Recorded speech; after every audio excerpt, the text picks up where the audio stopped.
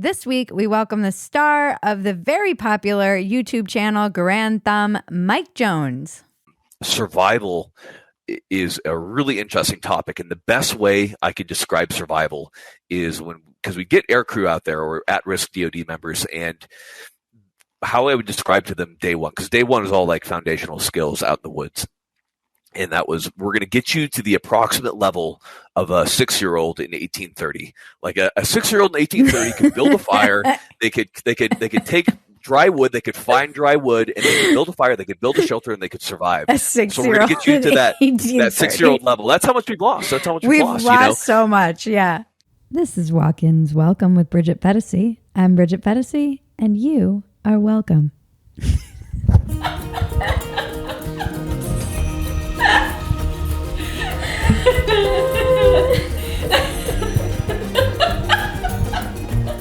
You know the drill.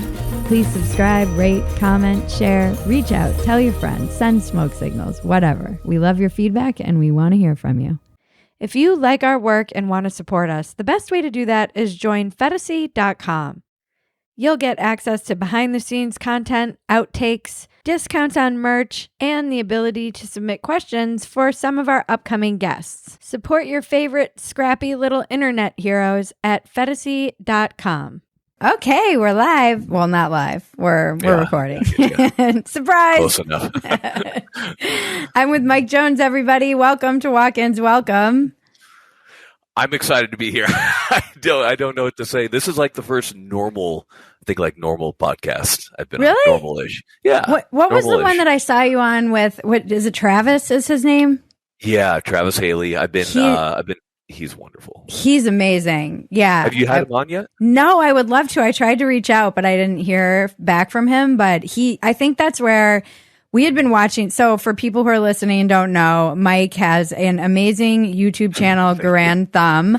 And you started just doing gun reviews and survival pack reviews? How did it start? Yeah, pretty much. Well, I mean, essentially, so I served in the military, and I just loved all the gear. I loved all that behind it. So at the time, we were issued a new plate carrier, a vest that holds protective plates, trauma plates to stop rounds, and nobody knew how to set it up. And so I was showing people over and over again how to set up the plate carrier. And finally, I was like, I'm just going to make a video on this. And I was like, I'll make it a little bit more general in case anybody else wants to watch it. And so was born Grand Thumb. And then, wow. It's just kind of been a journey ever since of gear, firearms, and it's kind of turned more into culture now. But I mean, 2017 is around where it started.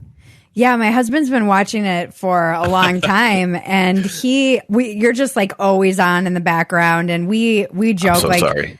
No, it's fine, because we were joking we don't watch porn together. We watch Israeli room clearing videos because I like to fancy myself as somebody. Yeah. I wish I had those skills. I don't. I was saying to you before we started recording, I'm such a girl around guns. I have the chick flinch, and I'm just the mostly a girl. And he loves that stuff, and I got really into it just watching it through him. And then we had just a nightly routine when we had my daughter. We'd put her to bed, and he would he would work out in the living room because we don't have enough space in our house. Yeah. And I would go out. Yeah, and I would go out there and write. And so you were just always on, and then I stopped being able to pay attention to my writing because I just was so into all of your videos, but I just don't have thank you. I don't have the mind for it like he does. He can keep track of all the names of the guns and the different manufacturers and all this. It doesn't matter. I mean, your average soldier, training, they don't know half as much about their weapon system, but they're trained to use it. And that's all you need to be trained to use it like a professional. I'm telling you, we'll get you out here. We'll get you trained in survival. It won't take long at all, because all it takes is just shooting, just comfortability, right? Yeah. Whether that be dry fire, whether that be live fire with actual rounds out in the range, it won't take long at all. A couple days of firing and snapping in on dry fire, and you'll be a completely different shooter. Yeah, it's just something that I've always wanted to be comfortable around, because I didn't ever. People would laugh at me, and especially in blue states. And I grew up in it's cool to talk to you, and it's cool you've gone more into culture, because one of the things that I would say I've changed my mind about the most was guns. I grew up in a pretty anti-gun household, and I was writing for Playboy, and there was a school shooting, and I was spouting my mouth off on Twitter about being very just like anti-gun propaganda that I knew. And then my audience, which was very kind of flyover state, for lack of a better term, red hot blooded American male, pushed back rightfully. And then I stopped and I was like, I don't know shit about guns. I don't know how to hold guns. I don't know how to load a gun. I don't know what the gun laws are in California. I literally know not one single thing about guns, and I'm out here running my mouth. And so I had my audience write me like what they thought we should do in this situation about this gun debate, as we call it. And I got such thoughtful, long essays from these men all over the country telling me about their upbringing with guns and what they thought. It was such an eye-opening learning experience for me. And that when people ask me, like, what's something you've changed your mind on in your life? That's one of the biggest things. And then I started realizing that I should know how to handle them, because I didn't want to be like, Well, that's incredible. First off, that I had no idea that you used to, not a fan of guns at all. So that's really interesting to me. One, good on your people who followed you for engaging you in good discourse, right? Because there's a lot of hateful discourse, and nothing ever comes of hateful discourse. So the fact that they took the time to sit down and to educate you, like, wonderful, right? That's what I want to see as a firearm advocate myself, and I think that's absolutely awesome. And also that you were at a place where you're able to listen and to hear what other people's opinions was. It's tough to do. Yeah, it's a really tough thing to do. So good on you there. I had no idea. No, I mean it was so long ago, and then I became. I just learned so much. I was not.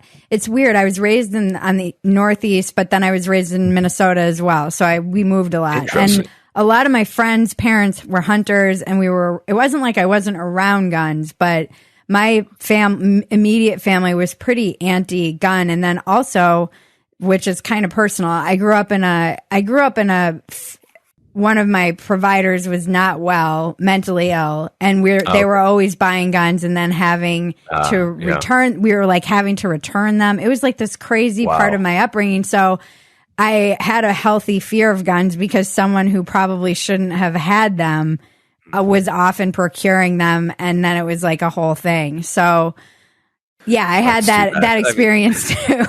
Yeah. Wow. So quite a bit. And you're living in California right now, which has very strict gun laws, but you are fleeing the state for better pastures. As everybody does. That's going to be good. And there's going to be a lot of good training out there. I'm really excited for you to get better with a firearm, because, beyond, I think it's very empowering for women to be able to carry firearms. It's a great equalizer in society, right? It is. So it is something that you should be able to be good with. And obviously, if you're not comfortable, no one's being forced to carry a gun. But man, if you have the aptitude to do so, if you have the will to do so, it's going to be a good thing to have, because the world can be a little bit crazy. As good, as amazing as the general population is, there is a small subset of people who do cause issues for everyone when it comes to when it comes to that stuff. So you always just want to be prepared, even though on a whole the U.S. is a very safe place to live, which is interesting. So I want to go back to the school shooting thing, because I think that's interesting. It's obviously a hot topic right now. And here's a question I've always had is, we've always had the firearms. In fact, a greater proportion of people owned firearms prior to now, a greater population. And in fact, firearms used to be in lockers at schools. People used to take their hunting rifles, their shotguns, what have you, to school, or they used to have them in the racks of their cars back in the day. But recorded school shootings prior to Columbine were quite low. There were, of course, a couple isolated events. But so what is changing? And then we also have to kind of counterbalance that with the fact that violent crime as a whole has been in a decline since the 70s due to education, due to many programs are going on, and to better policing. Crime is lower. Violent crime is lower. But yet, if you watch the media, you wouldn't know that. Right. You would believe that we were in a epidemic of death and every day. Right. So what is occurring? I don't know, in your opinion. I don't know. I think it's totally accurate to have the emotional response to the school shootings that people have. So when I look at Bridget of, circa 2015 or 2014 or whenever I was I guess it was probably around 2015 when I was having that visceral emotional reaction. I understand that because that's normal and correct. And you should. It's terrible. And it's psychotic. And I don't understand, like you said, what's changed. I think before I was able to really sit down and really look at all of these things, I just wanted to blame something, knowing nothing. It's easy to blame the guns in the country. Sure. And then everybody says, like, look at these other countries where this XYZ thing happened and then they banned the guns and now there hasn't been a shooting since, or like this doctor will come forward and be like, I've never seen a bullet wound in my life. And then there's the question of general access that I do seem to wonder, growing up with my background, it does seem very easy to be able to get a gun no matter who you are and what your mental health issues might be. And how do you screen for that without taking away civil liberties? And, it gets very complicated. And then I do say, like, I'm 44 years old. So Columbine happened in 99. I was out of high school at that point, and I feel like I was kind of the last generation that lived pre these like crazily random school shootings. And my first question is, what is going on in our society that someone takes a gun and points it at kids? Like, that to me is unthinkable. That to me is the bigger question, because if you're going to do that, I don't think it matters what kind of weapon you're using. Why are people wanting to kill kids? Like, it's unfathomable to me, and I think it's unfathomable to everyone. Any normal, healthy human being is going to be completely shocked and appalled that anybody would possibly think of it, or let alone, God forbid, ever act on it. It makes zero sense to me. What is occurring within society? Is it a mixture of the problems that we're having with, is it that, everything's correct now, everything's right, there really is no wrong, where there's, degrees of right? Or is it a loss of morality? Is it, there's no longer a focus on the families, of the way that we're raising the kids? I don't specifically have answers to that. And I think anybody would be hard pressed to say that they do have an answer. I think the adult thing to say is that we really need to take a hard look as a society at what is occurring that could possibly allow people to think this way. What is occurring within mental health? What is occurring within the family units? What is occurring? There is some shift that has happened culturally since the 70s, that despite having fallen crime, we're having these horrific events that are occurring. And they're a little bit more isolated, but it's a question that I would really love to see kind of delved into a little bit deeper, because I don't have a good answer there, but it's insane. It's absolutely insane. And I think that's the thing is you see a lot of people who are anti-firearm, right? And they see something like this happen. They say, well, we take the firearms away, we can stop this. And like the first thing that, as a gun owner or anybody in the gun culture, we're all normal people, we're horrified and shocked by this just as much, but we believe that there's a different thing that is causing this, and taking the firearms away isn't gonna stop this. Let alone the matter that there's so many in the U.S. But whether it be knives or explosives, but what would possibly make somebody want to do this? I don't have the answer to it. This is something that I feel like Colion Noir, if you know him, he's a good buddy of mine that he could speak so eloquently on. But I really think we should take a hard look at what we're doing with our family units, what we're doing morality-wise, and kind of look at the cultural shift that we've seen within the United States since the 1970s. Yeah, this is when I feel like, have you heard that there was this article that came out recently, Gen Z is Ted-pilled? Have you heard about being Ted-pilled? I have not. Please educate me. So there's a whole cohort of young Gen Z kids who agree with Ted Kaczynski, basically. And they say that, like, they don't agree with his methods, obviously, but they say if you read his manifesto, this kind of diseased culture that we live in is everything that he predicted, from the rise of technology, and so much of what he was saying was going to happen. And all of these Gen Z kids they're called like Ted pilled, because they've become like, they call him Uncle Ted. There's like whole communities of young.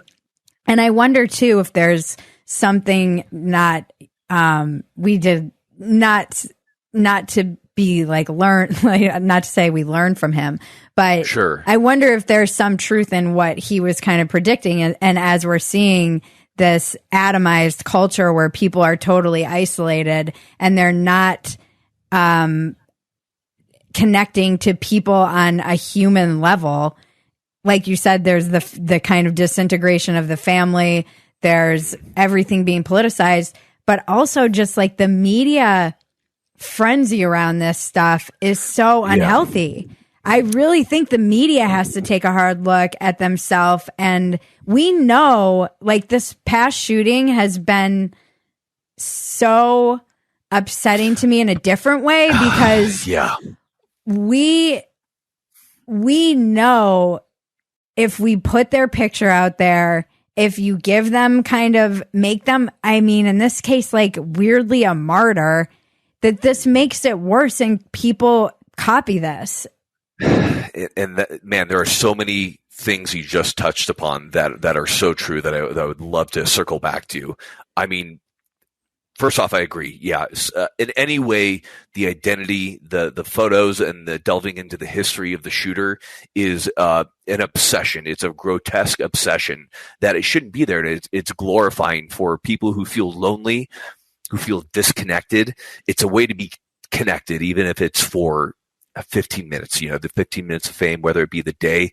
But for a lot of people, that feels like a memorial to them, that for an individual who feels forgotten by society. And I think that, to kind of take it back, I feel like that comes from social media. So I want to be clear that, like, I do make my living on social media, but I've said it to my wife multiple times.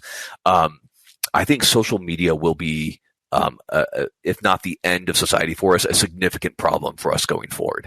I don't believe that we, as social as, our little monkey brains, just cannot handle it. It's the lack of context, the lack of facial cues, the lack of human interaction, the context, the vital context that is missing from a normal conversation that you have with somebody is just so vital to us as a human being.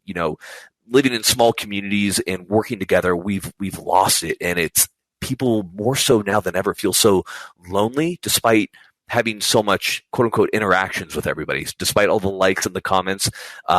This generation has never felt lonelier. Right. This social media, I just don't see it being healthy long term. I foresee a lot of problems for this generation, for the next generation, unless we, figure out what to do, how to make it better, or whether we just limit our kids. Like, we need to be serious about that as parents. I think personally, this is something that I'm going to keep my kids away from, because it's toxic. Yeah. It's terrible for them. It's just not good for let alone an adult and a small child with a developing mind. Absolutely not. Yeah, there's something antisocial about it too. And it is something. I mean, I've been joking that my two obsessions right now might seem completely opposite one another, but I actually think they're connected. Well, I've always been kind of a survivalist at heart and like a weird prepper. And I always joke, like, I've never had the financial backing to be the kind of prepper that I actually want to be. Because I look at rich people and I'm like, how do you not have a generator? Like multiple generators. How are you rich and you don't have this? How do you not have water stockpiled somewhere? You're in LA. So I've always had that instinct, but right now it's like you say, I don't think we can handle it, but we are not prepared for social media plus AI. So we're just beginning to say, oh, look at this genie we let out of the bottle. Social media, maybe it's having effects on democracy and psyches and people that we're not prepared for. Let's add AI to that equation. Completely unregulated. Yeah, it's with as real as AI is getting, not just in photos, but in voice. We're going towards a really weird timeline. Yeah. A timeline I don't think anybody expected. It's like suddenly, it was literally like over a couple months, they're like, hey, you can create these AI images, and suddenly Joe Rogan was talking about eating monkey meat because somebody was able to AI his voice, and you were like, oh, we're in trouble. Oh no. Because like they could take your voice, they could take my voice, because we're talking constantly, and we can say anything that the chat AI wants us to. In fact, people have already done it with my voice, right. And it won't be long before it's video. In fact, I'm sure it's there to some extent in certain circles. And the amount of misinformation that we already have within media, within social media, it's like I said again, our monkey brains are not ready for this. No. We're going straight Terminator zone right now. We're heading straight for Terminator right now. It's not good. I'm not. Yeah. That was me on Dumpster Fire, where I'm like, we're all talking about the culture wars, and I'm like, hey, AI is coming. AI is about to wreck us, dude. Yeah. Did you see that somebody made an AI and they were having it answer questions, but it couldn't answer the "Am I not a robot?" question, with all the kind of anti-robot stuff. So it hired somebody to do that for him, and then the person was like, "Hey, are you just a robot hiring me?" He said, "No, I'm blind. Can you please do this for me?" And so it knows how to play our emotions. We're done. Oh God, it's over. Yeah. The computers have won, and we're on a steady decline. The Matrix, Terminator, we're going. It's crazy. It's absolutely insane. But that's why I think my instinct to be obsessed with survivalist stuff is, I'm like, okay, play the tape forward. I said for my daughter, the future I see is either like Last of Us living in a village that they've had to frickin' build from scratch after the wreckage, or she's in flying cars. But there's no in between. No. It's nuclear war with the AI dominating us, or we're living in small communities building fires. So I taught survival for a long time. In fact, the first half of my military career was as a survival, evasion, resistance, and escape instructor, or a specialist in the United States Air Force. So I did that for 6 years prior to commission doing TAC-P. But that was a really interesting job to do, because survival is a really interesting topic. And the best way I could describe survival is because we get aircrew out there, or at-risk DoD members, and how I would describe to them day one, because day one is all like foundational skills out in the woods. And that was, we're going to get you to the approximate level of a 6-year-old in 1830. Like a 6-year-old in 1830 could build a fire. They could take dry wood. They could find dry wood, and they could build a fire. They could build a shelter, and they could survive. A 6-year-old. So we're going to get you to that 6-year-old level. That's how much we've lost. That's how much we've lost. Lost so much. Yeah. And especially being in the Air Force, we did get other branches that come in, but the Air Force is a very technical branch. So you see a lot of pilots, a lot of intel officers, all that type of stuff, and it's primarily city kids, right? People who've grown up in the city, they are well educated, they've gone to college, and suddenly we throw them into the woods of Eastern Washington, and it's like, live, you must live now, and that was an interesting job. But I'm telling you that I could get you to like that 6-year-old level. Give me 3 days. I got you. So what does that entail, other than being able to build a fire from sticks? Sure.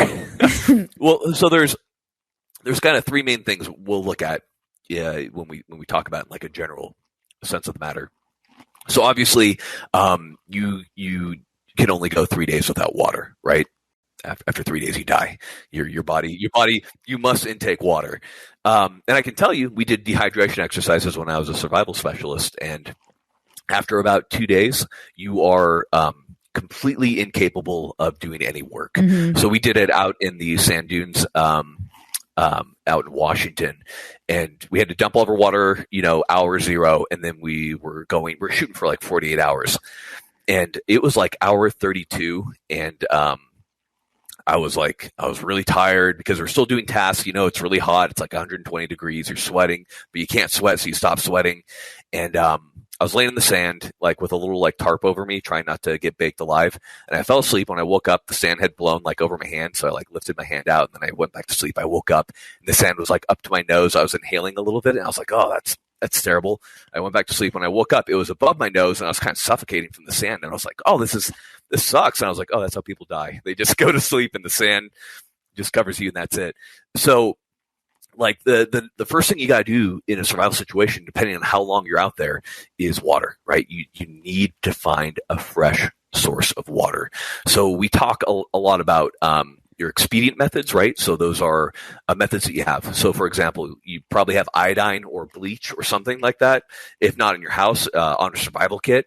So it's like, yeah, that's a quick way to purify water. But what about long term? How do we purify water long term? So that's when we look at methods that have been pioneered in foreign countries. This was brought famously to Haiti and Africa, which was the SOTUS method, which is using plastic bottles, allowing the sun to bake through the bottles, and the UV light from the sun will purify the water. Or whether you build up big filters, you can use that with a collection of leaves, dirt, sticks to filter out larger to smaller particulate matter until you get down to the charcoal from burnt fires, and you can get pretty good purified water, all the way to boiling if that is something that you're able to do. So we go through all those methods. They accomplish all of them. They start with, using iodine and using bleach, all the way to making their own natural filtration methods using bandanas and figuring out. And they drink some nasty water. Yeah. They pull it straight out of a swamp. There's scum in it, but iodine works, man. Yeah. Iodine works every time. So it's interesting because, you drink that scummy, disgusting green, swamp water, and you're like, there's no way that my body is going to intake this water and make it into something usable. But there you are, 3 hours later, sweating out swamp water, and you're like, yep, my body can do it. Our bodies are amazing. Wow. So it's learning to do that. So number one is water. Then, of course, you need to find shelter, because if you're, depending on where you are, this is all situational, right? If you're, depending on where you are in the world, right, obviously you're going to go for different things, but of course you probably need shelter to make sure that you don't die to the elements. So talking about expedient shelters, whether that be your car, whether that be from a tarp, whether that be a natural shelter made from leaves from leaves from a tree or what have you. So we go through all those natural shelters, and then it goes down to food. You can go a long time without food. Most people have more than enough to go a couple weeks. And so it's talking about how do you. He's saying you're fat, America. Yeah, it's true, and a lot of the we just give them a hard time because these guys come out of pilot training. And you're studying, you're flying, not a lot of time to work out. And then they're thrust straight into SEER school, and suddenly they got a couple extra pounds on them, and I'm like, well, it's time to lose it. Yeah. Because you really don't eat a lot during SEER, but when we went through it, we'd go 1 to 2 weeks without food, and you get hungry, you get very hungry, and you dream of food, but your body can go a very long time, and the smallest proportions of food can really sustain you for a very long time. It's quite amazing. So we talk about looking for edible plants, snaring animals, the basic stuff, and talk about how to, if you don't know how to, for example, if you're in a new area and you don't know if a plant is edible, like how do you figure out if a plant is edible? So it's like, it's a test essentially of rubbing it first on sensitive parts of your skin, seeing if your skin reacts, and you slowly build it up to where you're putting little bits of it on your lip to see if your lip swells up until by the end of the test, it takes like 2 days. If you swallow it and you don't start cramping up and vomit, you're probably good to eat a larger amount than you found out that particular plant is edible. So there are ways to do it. It's a really cool school. Of anything in the military, I thought that the survival school was one of the that's so cool. Most like useful parts. I mean, obviously jumping from a plane is really cool, but you're probably not going to jump from a plane in the apocalypse scenario. Yeah. In the apocalypse. Yeah. Well, maybe, you don't know, but probably not. So I thought that the survival school was probably the coolest part. So how did you get into where are you from? I grew up in Malibu, California. Oh, wow. Okay. Yeah. I grew up just right there, and surfed and didn't do much else. And then how did you end up in the military and doing all of this? That's a good question. That sounds like a story we want to hear. Yeah, no, absolutely. So, my parents also very anti firearm. They're cool now. They're cool now. My mom was very upset kind of when I got into it, but that you kind of anti-gun. They were Republican, but they were like, rules for thee, but not for me. They're like, we don't want to have anything to do with firearms, and they were not really into the idea of me joining the military. So I tried to join when I was 17, and my mom, I love her so much, and she about had a panic attack. She's watching this. I love you, Mom. But she about had a panic attack, and so I was like, okay, I can't do this to my mom yet. So they were like, hey, just go to college, and if you like it and you still really want to go to the military after. So I went to college, and then I joined the military right after college. Okay. and that was it. Where did you go to college? I went to Utah Valley University. At the time, it was UVSC, and then I did a lot of the classes at University of Utah, excuse me, and also some summer school over at BYU because it's right there, and they have really good professors there. And what did you major in? Biology. Oh, with a minor in immunology, and then English as well. Okay. And then you went into, and you still wanted to go into the military, and then how long were you in? So I did, so total time was about 12 years, 9.5 years of that were active. So, I went, I applied for and went to medical school. I had this grand ambition of being like a doctor until I got into medical school and realized how much I hated being indoors. And so I ended up quitting that. And then I went out and tried out for, the special warfare career fields in the Air Force, and, got in, was very lucky. A lot of hard work and all that goodness, and got through and got picked up and earned my beret as a SEER specialist. What was it that you said? You said it really fast, and I Air Force special warfare. Okay. I couldn't hear you. Sorry, my bad. I have a tendency to mumble sometimes. You gotta make sure you're on me on that. So tried out, got in to SEER, and that's it's a long pipeline. It's about a year and a half or so, or to a year, depending. Finished that, earned that beret, served as a SEER specialist, did a lot of jumps, did a lot of training survival, did a lot of really interesting courses when I was there. It encompasses so much more than survival. There's the EAR part, the evasion, resistance, and escape. And those are very interesting parts of it, but not specifically parts that are discussed just due to the more sensitive nature of them. And that you don't want to let that stuff out. Right. But it was a really good career. And then while I was there, I went to a military exercise called Angel Thunder, which is like a rescue exercise. And I met a TAC-B officer there. That's a tactical air control party. Have you ever heard of those before? No.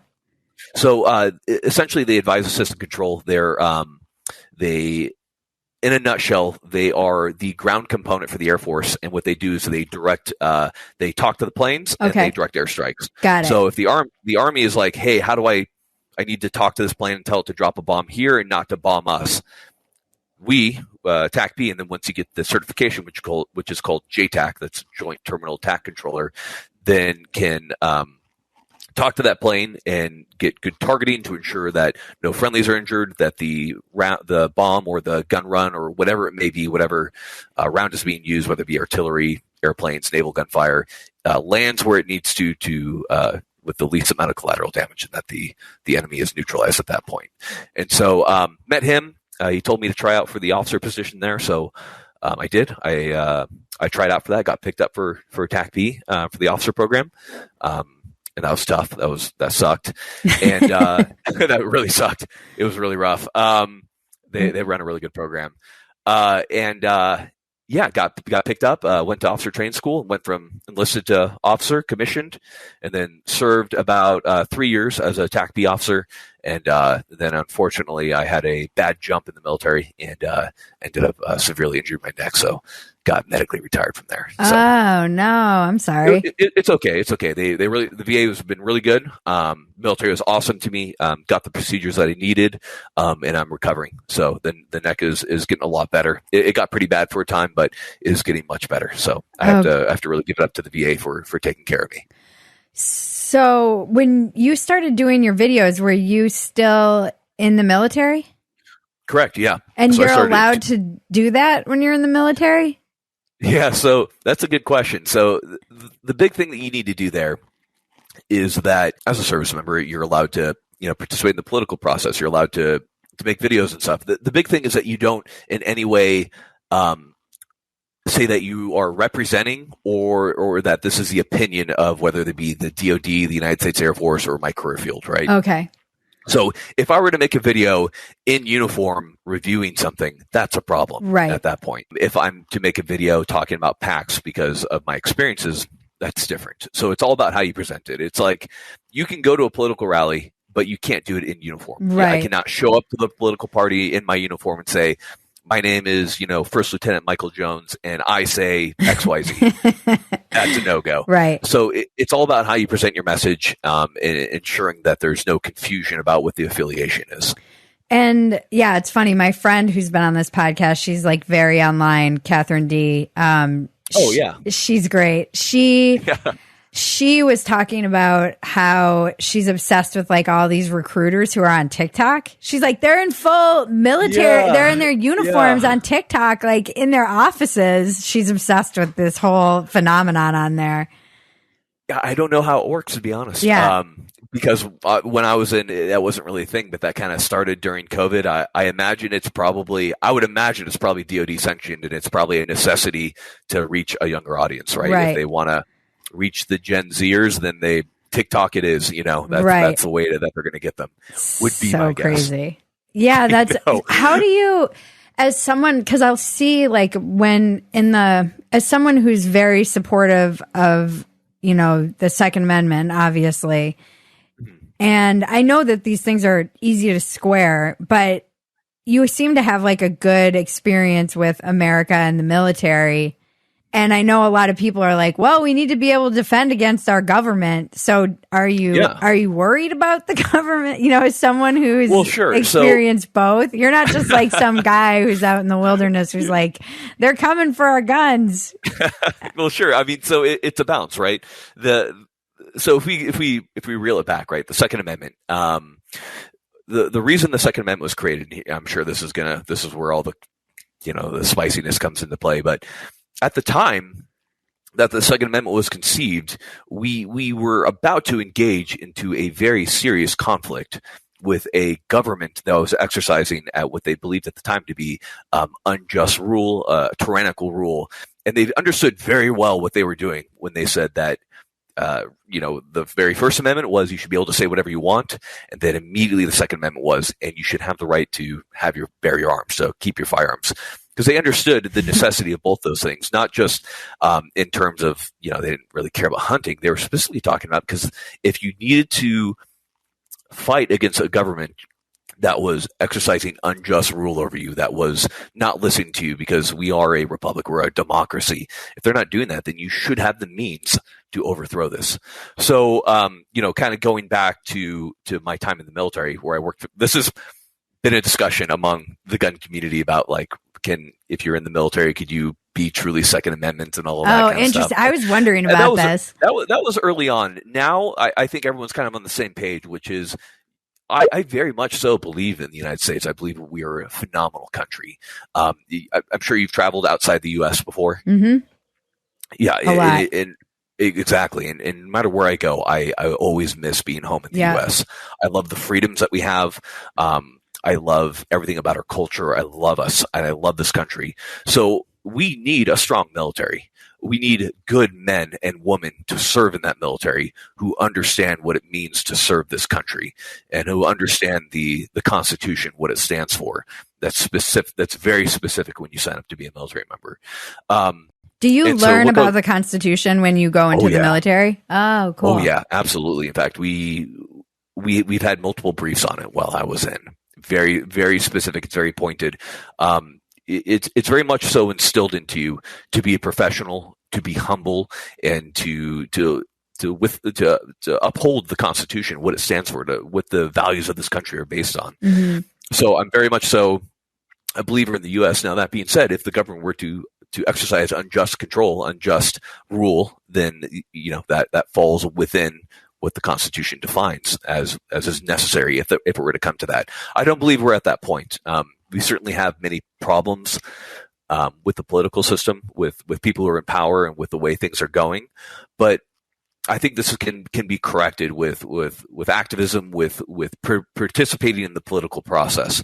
But I do very much so believe, despite being a military member, that yes, if necessary, that is certainly something that is literally written within the Constitution, that is within the history of the United States. I would say there's nothing more American than resisting the government or kind of giving a little middle finger to the government. That's a very American thing when you think about it. Yeah. We've always loved outlaws and all that. And it goes back to our founding. We were founded as ragamuffins, as vagabonds, as people splitting from a tyrannical government.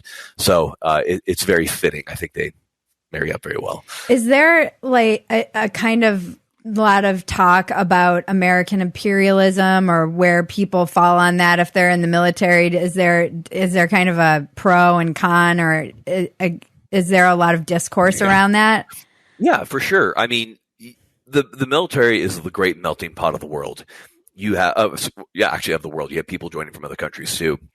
You have the educated Harvard officer who got his degree in Harvard, a very, very more liberal stance. You have the country boy from Missouri who's the best shot in the world. And you have all these people thrown into one unit, and they're going to work together. And you must make it work, and it will work, because there is a specific rank structure. There are specific rules, and everyone will follow them. Right. Now, that being said, you're in the field, you're going to talk. And everything you can imagine that could possibly be discussed has been discussed in the field in the United States military. It's a good time. And, being in the job that I had, it was primarily more conservative voices. But you certainly saw, talk of that. But I mean, that's a complex topic, especially for it's a complex topic. Yeah, it is. Yeah. And I see a lot of, it's like something I was just such a libtard. So I really was. But I have access to a lot of that. It's been just interesting to be kind of thrown into the culture wars in the way that I was, and have to really evaluate a lot of the things that I used to espouse and just mouth off about, and then traveling a lot and coming face to face with just the awareness of how little I know about everything, and always coming back to the United States and feeling so grateful. Even when I was in great countries, I still felt just so lucky to be an American. And it was so weird. We had this experience when we were at the Hollywood Bowl recently, and it was we always go for the 4th of July celebration, and it's very patriotic, and I love it. I get emotional. Yeah. They make everybody from the military stand up. If they do their little song and they stand up and everyone claps for them, and it's just amazing. And we got there, and I was wearing like my American flag pants and had some just like decorations, and this woman, most patriotic possible. Yeah. This woman pulled me aside and she said, "Excuse me, can I ask you a question?" And she was whispering, and I thought she was going to ask me if I was pregnant or something, the way that she like pulled me aside and had her hushed tones, and she's like, "Are you a Republican?" And I was like, "What?" Wow. But it's because and I said, "Oh, you don't have to whisper and ask me that question." And she said, "Well, I just never see young people be acting patriotic."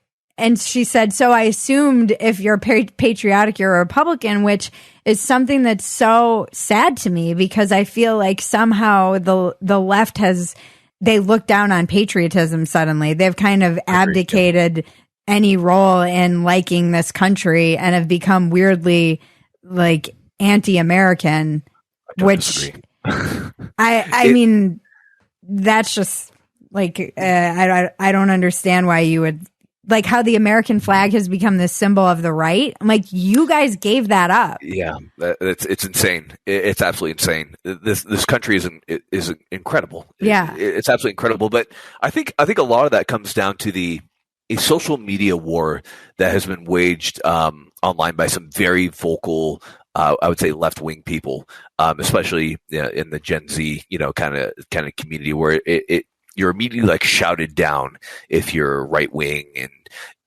and young. It's considered to be uncool and stuff, and that's a tragedy. You remember when it was that one kid where the man was beating on the drum in front of him, and he had the hat on, and he got the CNN said all that crazy stuff about him. Is that the Covington kid?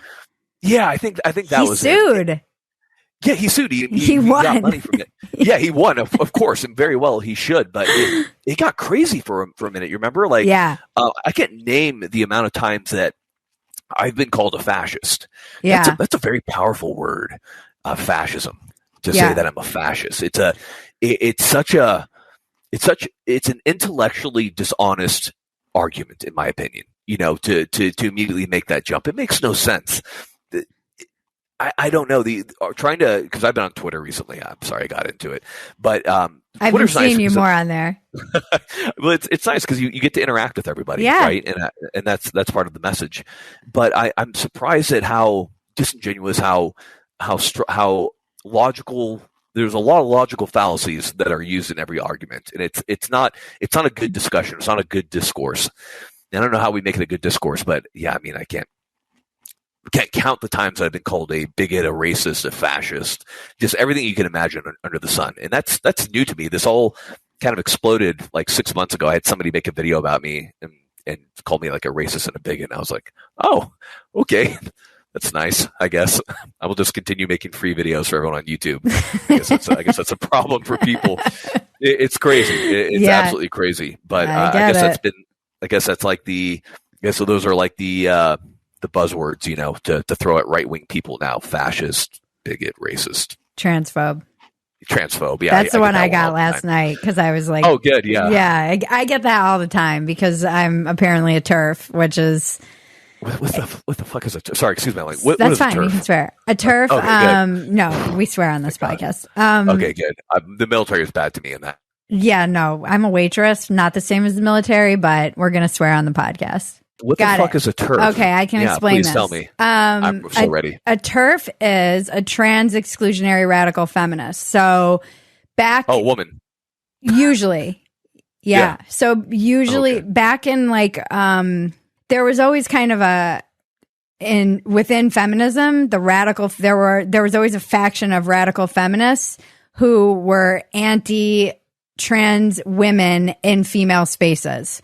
They were like, no, you're not a woman. These spaces are for women. You shouldn't be allowed in female spaces. Agreed. Yeah. like jails and domestic, abuse centers and all of these places, locker rooms. And, and so now anybody who kind of takes that stance and says, like J.K. Rowling, and says that there should be sex-based spaces is automatically a TERF, and interesting. Yeah. How fascinating. How lost we are. We're lost. Oh my God. Yeah, no. Oh. So last night I was posting a video and it was the woman who had to swim against Riley Gaines, and they both got the same. They tied basically down to the 0.2, and she was talking about how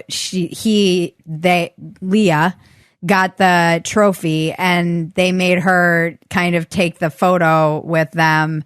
And just being in the locker room, and she got emotional, and I was like, this is this is so fucked up. Why do I need to say that this is fucked up? And everybody was calling me, they're like, this is right-wing, anti-trans bigotry, Bridget. And this is kind of the stuff that we saw too, going back to... I saw somebody actually in your mentions because I appreciate that you're like, let's have a conversation about this to go back to the shooting. And having a conversation about it, I think, is really important. And one of the people in your mentions was saying something that has kind of stuck with me. He did this big long thread. I don't know if you saw it, but it was about, he's like, I don't know anything about the identity stuff, so I'll keep my mouth shut. I don't know much about the gun stuff, so I'll keep my mouth shut, but I do know a lot about being a killer.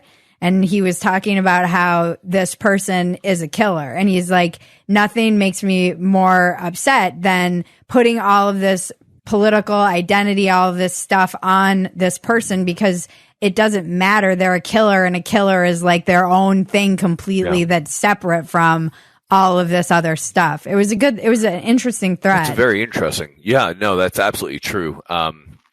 certainly people have tied a lot of stuff to this. And as much as I think it's easy, right? If a left winger does something, if a right winger does it, for every side to immediately fling mud over that. But we got to go back to the conversation of what is going on in this country, right? Because I certainly believe that we should be moving in a certain direction. Obviously, I'm very conservative, right? And I believe all that stuff. But despite all that, like there's still something that's crossing these lines that's causing issues with these lonely people. And we got to figure out, what is happening there. But yeah, I mean, got to have you there for a second. But discourse is the only way we're gonna get somewhere, right? If I believe that this is the way that we get a good discussion going about school shootings, whether it be about the Second Amendment, I'm not going to win people over by screaming in their face and calling them a fascist, a bigot, or a commie or whatever. We're gonna change things for the better by having a good discussion, because we're all human beings. We're all people. I'm not going to go up to somebody in a city, if I was having a discussion with somebody, and be like, maybe if you're a terrible person, be like, oh, you suck, blah, blah, blah, and scream that stuff at their face that we say on the internet. That's the problem with the internet. Yeah. I'm going to have a good, nice conversation with you because you're a human being, and I'm going to be polite to you. I'm going to be kind to you, because that's the way I was raised, was to be respectful, kind, and polite. And it's hard to do that on the internet. It's hard. It is hard because it's anonymous. Yeah. It's anonymous. It's easy to, rather than being thoughtful in the way that we're approaching it. Yeah, and people will generalize about you based on. It's like, it's just crazy. I think that was something. That's when I realized I really wanted to have you on the podcast. I wanted to have you on just from your videos, but then I saw, just to circle back to the Travis, why I brought him up, you were on his podcast and we were watching it, and you guys had just the best conversation, but you both got vulnerable and you were funny, and he's funny, I'm not. I think you're funny. You're both too. Funny. No, you're funny. Thank you. You're definitely funny. That's what I appreciate about your videos, is you don't take yourself very seriously, and you're really funny. But there was something really meaningful about that discussion, and I think I'm used to kind of watching like the Jockos and the David Goggins, and I love them. Yeah, I'm not saying I'm not disparaging them at all, but they're definitely like more hard ass kind of. My friend Chris Williamson just had David Goggins on, and he's like, I thought he was going to be like chiller in real life, and he was like way more intense than even I expected. Before David Goggins was a SEAL, he was a TAC P in my career field. Okay, interesting, small world.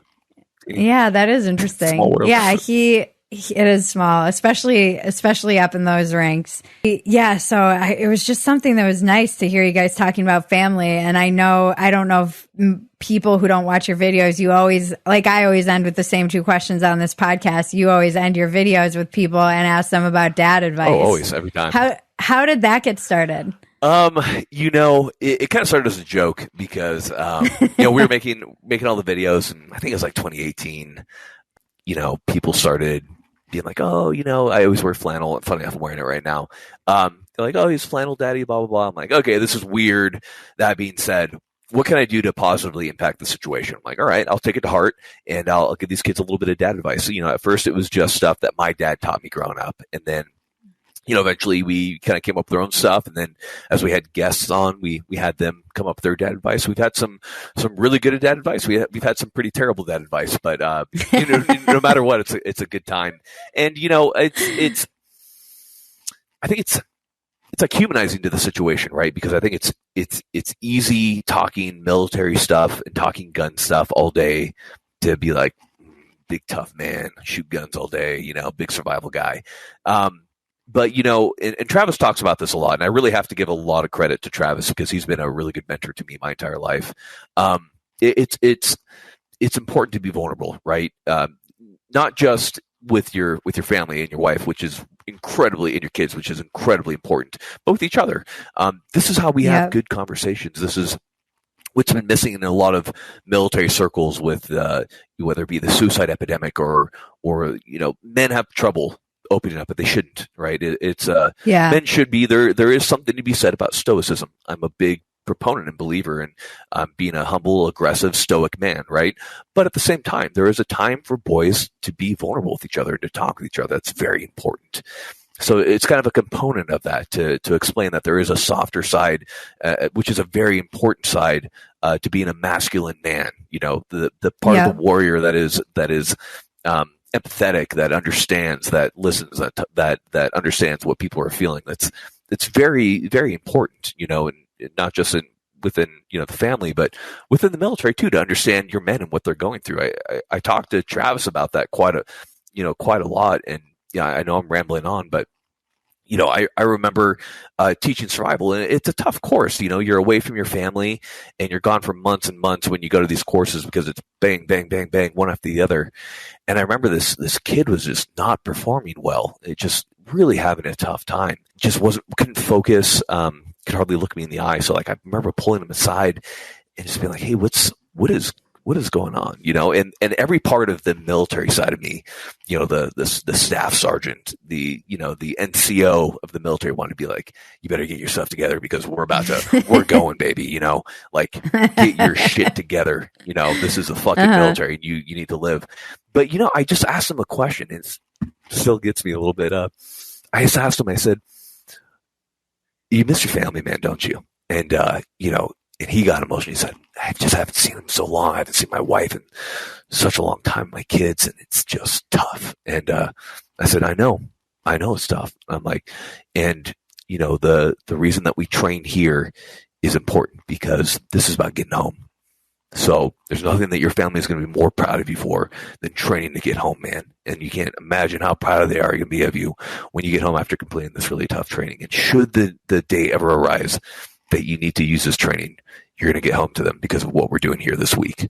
So let's get going." That's amazing. And he was a different man. After that, he was like, "Let's go," and took it super seriously and was a great student. But, there is a time and there's a place to say, get up, put your pack on, grab your rifle, let's go. And there's a time to kneel down and to see what's going on, and that's what's tough about being a leader. That's what's tough about even if you're leading a small element, a small squad. That's what's tough about it, knowing when is the right way and when is the wrong way. And I'm sure I've done the wrong way more than I've done the right way, and that comes with time and experience. But I would like to think that I'm getting better at it and getting a good balance there, because there certainly is. But I mean, that's a part of leadership that's hard to train. That's hard to teach. Yeah. You got to feel it, and it's tough, and that comes from feeling it in yourself and being more connected with. This sounds kind of up in the air, but be more connected with your feelings and understanding those, and being empathetic to others. It's important. It's vitally important. Yeah. Yeah, I think that's important. And that was something that kind of struck me watching the two of you, is just how important those conversations you are having are, just in terms of modeling. I don't think that kind of, we're getting just a world of shit online this week for a dumpster fire because I've been making fun of Jordan Peterson crying. Yeah. And and they're like, "Oh, you want men to be vulnerable, blah blah." Yeah. And I'm like, "Yeah, I do. I know important.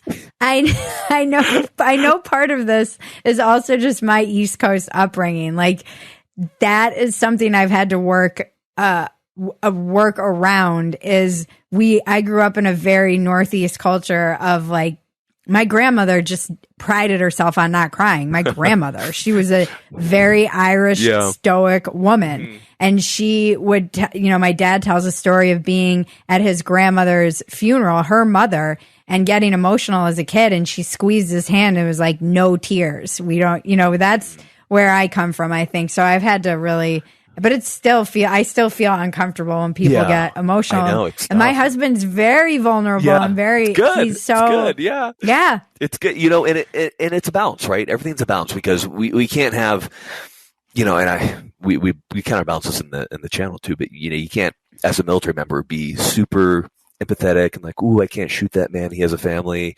I can't do this." There is stoicism in men. And I think if we're talking broadly, men in general right now have lost that stoicism. We've lost that humbleness. We've lost that aggressiveness that is so important to men, and that is a fundamental part of men. So it's important that we certainly reinforce that. We explain that that is important, that should be practiced. But at the same time, for certain men, especially a lot of my type A guys who are in the military and the special operations career field and those hard-hitting infantry roles where they're on the ground, that their problem isn't aggressiveness and stoicism and humbleness. Their problem is empathy and listening and understanding their feelings. So it's definitely dependent, but I would say overall, I do agree with you that we have a problem with a lack of stoicism and aggressiveness and that, especially the humbleness within our community of men as a whole. Yeah, it seems like men in general. That's why I'm so grateful. I always say this to Rogan too. I see that men in particular seem to be a bit lost. Yeah, and I agree. Even yesterday, I was having a conversation with a woman, and she was telling me about her son and how he's like 19 and he's really lost. And the story was just so sad. And that is a story that I hear over and over again. And then they turn to these guys who are kind of like false idols. You know, they're like Andrew Tate, who just see, I'm like, I wouldn't want my son idolizing this person. I've actually never listened to any of this stuff. I don't know anything about him. Some of it is, again, you know, you can take like a broad stroke and say people have a lot of opinions about him. I'm not going to go down the rabbit hole of like whether I agree or disagree or all that stuff. I just don't know that I would want somebody who's like his kind of pomp that he exudes is not something I would want my son. Like you said, there's like a lack of humility. Yeah, I get you. So aside from like whatever he's even espousing, it's just the way he presents himself is like a dude at a club. Yeah, you know? I get like, you. He reminds me of dudes like in Hollywood who got bottle service. Like, why are we? This is not the person I want my teenage son to be looking up to. I want him to be looking up to somebody who understands kind of honor and duty and service and humility. And like you said, those more stoic qualities. And at the same time, my friend Mary Harrington wrote this great thing about just kind of letting men be men. You know, she's like, guys just need to be guys. They have to like go talk shit to each other and have their space to just like go be men and go. And that seems like it's a bit lost too, instead of them become like. Yeah. So there's a lot of components to this, right? There's so much. I mean, when you talk about young people right now, I say young people. I guess I'm getting old, man. That's unfortunate. The kids these days. The kids these days. I mean, it started towards the like my mid-20s when you start seeing the rise of Tinder and of kind of a lot of vapid relationships. You know, I think it's tough when there's not. We've gotten so focused on not defining what's correct or what's incorrect. Like, oh, that's okay. No, that's okay to do too. You know, find your path. Everybody has a different path. Nobody's special, I think is the best way to put it. There needs to be a set standard that people are held to, you know, because when you're not, I would say moving in a direction that makes sense for the human race. The thing I've always said to a lot of people is if everyone were to do what you do, would the human race survive? Right? I think it's a good point. Are you contributing to society? Are you contributing to humankind? Are you able to? So we have these men who we're just telling them, yeah, go find yourself. No, you should strive to be an educated, to be a humble man, to be an aggressive man, to understand what you're good at. You should strive for a family. You should treat your woman exquisitely. You should raise your kids strong. You know, you should be an educated man, but instead we're like, oh, go find yourself, you know, go believe everything's correct. Nothing's wrong. Yeah. And it's a problem. Everyone gets a trophy. We've had, I say we, in the Air Force Special Warfare, there has been or in any special operations branch, this goes from Army Special Forces to the Navy SEALs to everyone, has been having a problem finding guys who can do the job. And it's because everybody thinks that they're special, right? And I did too when I went into the program. I remember working out at my home and I was running, you know, 10 miles and I was swimming 2 miles every day and I was working out and I was like, I am the most jacked guy at this gym and I am going to crush this program. And I remember I got there and it was like 6 hours into the first day, just getting shredded. And I was running as hard as I could and my legs were hardly working.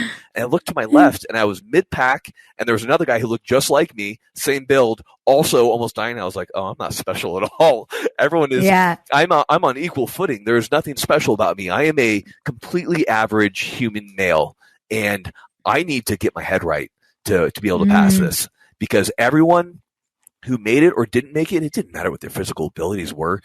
I saw some of the most jacked dudes fail out of these programs. All up in your head. What was your survival instinct? What was your strive? What pushed you to want to be able to complete this program? It was all mental. And I think, kind of going back to it, nobody's special. You're not a special. You're not gonna get a letter from Hogwarts that you're going to Hogwarts. You're not going to find out you're a superhero one day. You're a completely average human being. And the question is, what are you going to do to contribute to society? And there is a normal, and we got to start enforcing it, man. We got to not enforcing it, but we got to start telling people that striving for having a family and supporting your family and contributing to a job that helps our country is a good thing. I've seen so many memes where it's like, get married, work your entire life, die. And I'm like, that is such a way of glossing over the beauty of having kids, the pure joy from raising kids, from watching them grow into from infants to strong women to the strong men, and to fostering the relationship with your wife and having these beautiful experiences. And they're just trying to gloss it over and trying to go to this vapid society of, have fun, bottle service, drive Ferraris, The pure, true joy, in my opinion, comes from the family. It comes from going to that stuff, and we're just so lost that I think we're scared to tell people that there's a right and that there's a wrong. But I think there is. Yeah, there's something. Maybe I'm wrong. There's a lot there. Like, there's so much. My husband and I met in recovery, and we talk about how when you get into recovery, a lot of the messaging is like, oh, you think you're terminal, this idea of terminal uniqueness. And there's this, or amongst addicts, everybody's like, I'm the different one, and you get in there and they're kind of beating it into you, like, become a worker. It's very humbling. You become a worker among workers. It doesn't matter what you were doing. You're going to pick up cigarette butts, or you're going to get coffee, or it's a very simple, for me, we were just talking about this recently on our podcast. Just the big shotism was the only thing that kind of I was able to hold on to through all of my addiction. I was like, I'm this big deal. And I got sober and I was like, I'm a fucking loser. Yeah, I suck. I'm a loser. Yeah. Holy shit. I feel you. I really dressed it up well. Yeah. But, when I sat alone with myself, I was just like, wow. And I recently, getting sober has been a trip in that respect, because it is like layer upon layer of realizing how many lies I've told myself. And I wrote this piece recently about how I regret being a slut, and it went so huge. Yeah. Like, it was crazy. And people were getting mad and saying, oh, this is just you. Again, I got kind of labeled like, oh, this is a reactionary feminist. And this is, oh, now you're this is because you're conservative now. And I was like, no, I just feel like this is something that if I was a young woman and I read, I might have paused and thought about a lot of the stuff I was telling myself to try and justify behavior that inside I knew I was not okay with. Yeah. Even if I was like trying to drink through it or lie to myself through it. And this happened around motherhood too. Like, it's a miracle that I have a child, but I totally convinced myself that I didn't want children because it was easier to believe that than to recognize that I wasn't in a loving relationship, that I didn't, I think a lot of times when I see this coming from men and women, it's like, as the kids these days say, cope. I wonder how much of it is just like a cope, where because you have these Tinder life and these shallow relationships, and there is no chance of having a family at the moment, it's easier just to believe that it's just this bullshit thing than that it's meaningful. I agree, and I think it's tough. I would hate to date in today's day and age because I mean it goes both ways. A woman, I mean my wife has a bunch of friends who are single, and they're like, I can't find a guy who isn't about hooking up and then talking to other girls and doing XYZ. It's just trash men. And then you have the reverse where you have men who are like, oh yeah, I got with this girl, and then just trash doing the same stuff. And it's like, man, it's tough. It's tough, dude. How do you find people who have your belief system, especially in a world right now where everything is correct, everything is A-okay? You're doing that? Good for you. Yeah, expressing yourself. It's not just a war on family, and kind of backtracking a little bit to what we talked about before, but I think there is a definite war on women. Whether it be through now men can come into your locker rooms, they can come into your bathrooms. I really do think that's an issue. I think they're expanding their territory, Mike. I guess the best man is now the best woman is now a man, according to a lot of these magazines. It's crazy, and it's insane because there are these women who are phenomenal in the career field. There are women looking to cure cancer. There are women doing phenomenal feats of sports in their respective career fields, and yet who is Woman of the Year? It's just like it's a social justice warrior pick of a man who is saying he's a woman, and it's a war on woman. It is a war on woman, in my opinion, and it's devaluing what is so important, which is a strong, fierce woman, and you're being shouted down constantly. It's absolute craziness. It's crazy. It's craziness. I mean, if that makes me a TERF, then so be it, because it is something that I'm like, one of the things that I tell people when they're like, how do you evaluate what to do in this culture war? And I'm like, first identify the hills you'll die on. So I'll die on that hill. I will fight for women. I will fight for women in prisons who are being forced to be put with male inmates. I'll fight for women in domestic shelters. I'll fight for women in locker rooms. I have a daughter now. I will fight for her ability to have an award in like a sports if she works really hard for it and not have that taken off. This should be common sense. And free speech is another one that I'm like, I will die on that hill. That's another one. Absolutely. We should be able to have conversations with each other. It shouldn't be social media entities determining what is approved and not approved in the discourse. I agree. I don't think that's right either. I mean, this is something that I was going to ask you about with your channel. Yeah, please. How do you deal with, the kind of I would assume that there's censorship. Yeah. It's censorship. Is there censorship of like 2A stuff? Yes. Because I don't really know how you handle that, because you don't want people out there glorifying it, obviously, because we know what media representations, particularly among shooters, do. It's very complicated. It is. Google does a fairly good job. I understand. Let me say it this way. I understand that the pressure that they're under. I understand how difficult it could be, because it comes back to our society, right? You have to be strict, because people will take that to the nth degree if you're not. Right. And this has unfortunately affected a lot of content creators on YouTube as a whole, including 2A, the Second Amendment specifically. We did have a meeting with them. The problem with them is that the people making the policies, this is much like politics, by the way, the people making the policies don't understand the firearms. Right. So how can they make the policies if they don't understand what they're talking about? So when they say we're banning things like hair triggers or you can't make a round more deadly,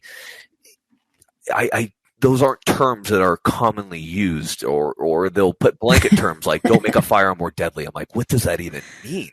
Like it's crazy. And it is an erosion of what I consider to be the Second Amendment, because this is where it gets tough, right? Here's where my two this is what I love in life. When you have a belief and then reality intersects and they don't work out and you go, oh no, what do I do?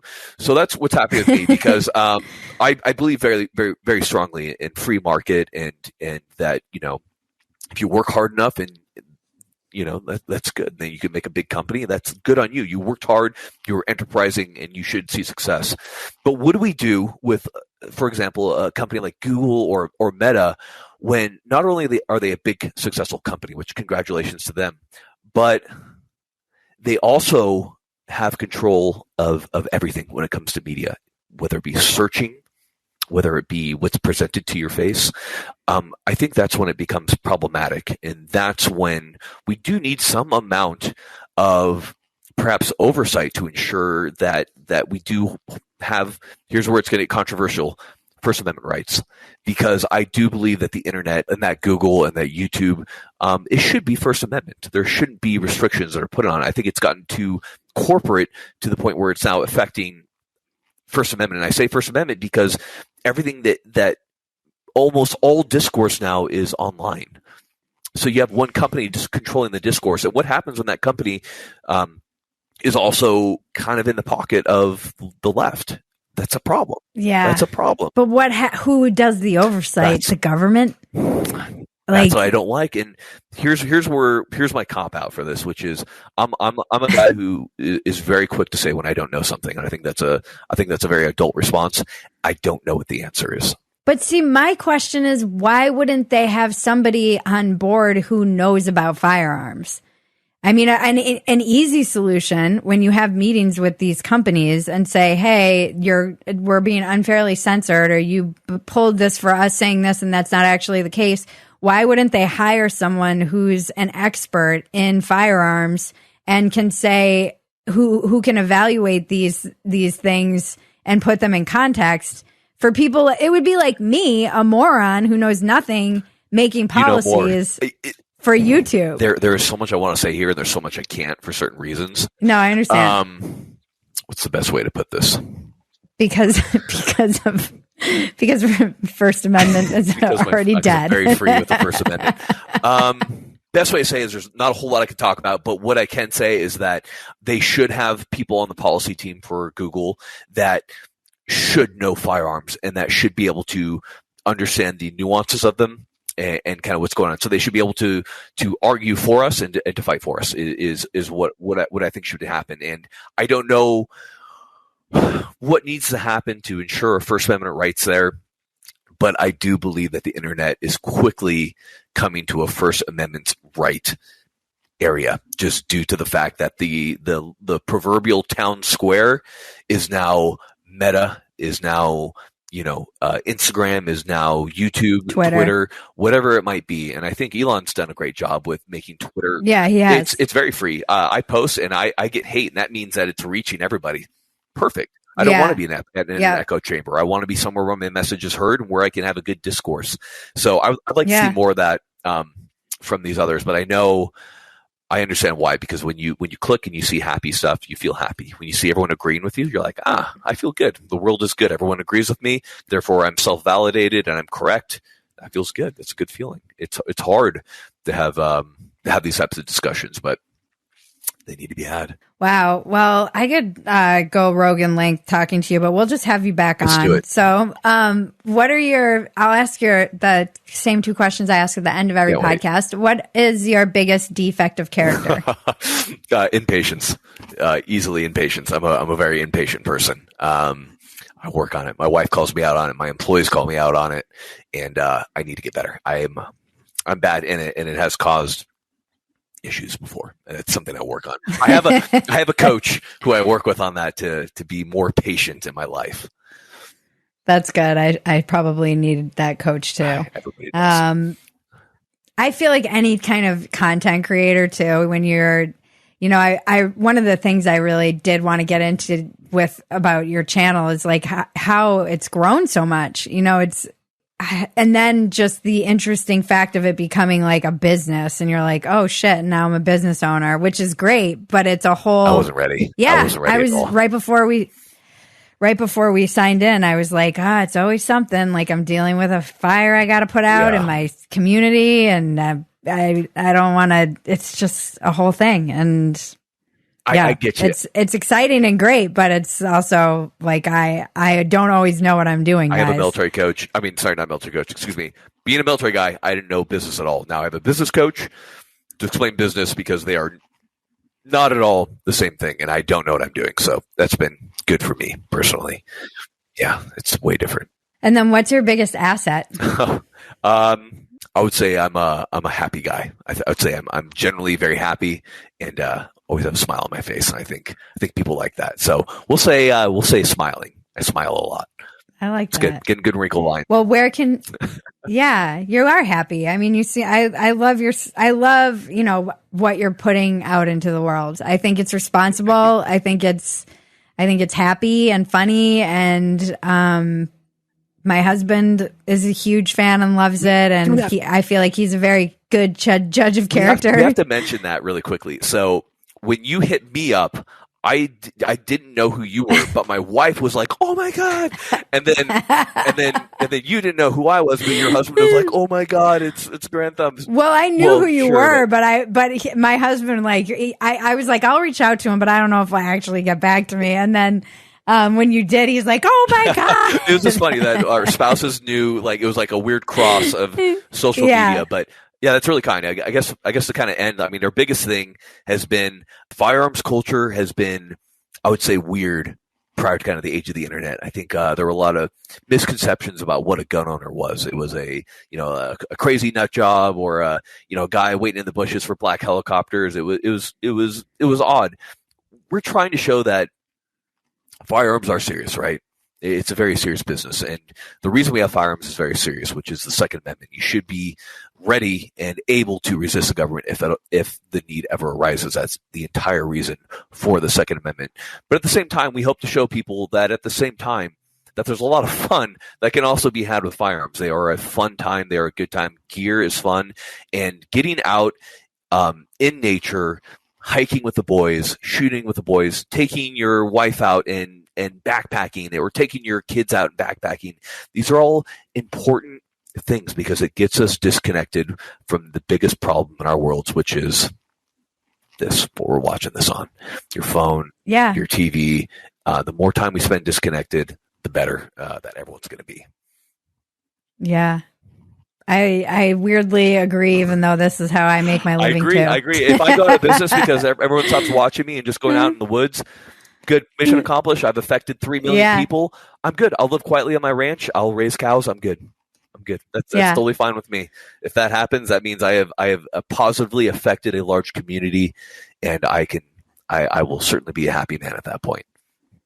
Where can we find you online? Sure. If you search on YouTube, Grand Thumb, GARAND space THUMB. That goes for Instagram as well, although I'm shadow banned, so you can't really find me. And Twitter, Grand Thumb 1. So your Instagram is hilarious. Hey, I'm quickly loving Twitter a lot more because it is such that's my home. It's becoming my home. So I'm going to start tagging you more to drag you into the fight. Drag me in.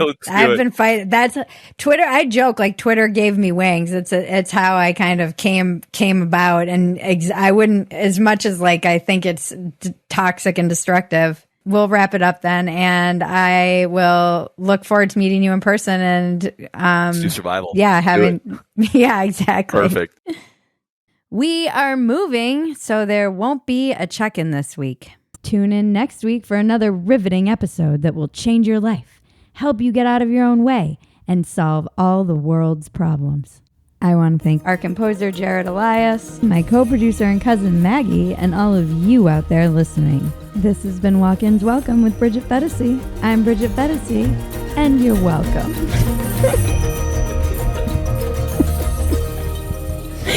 It's the dumbest line.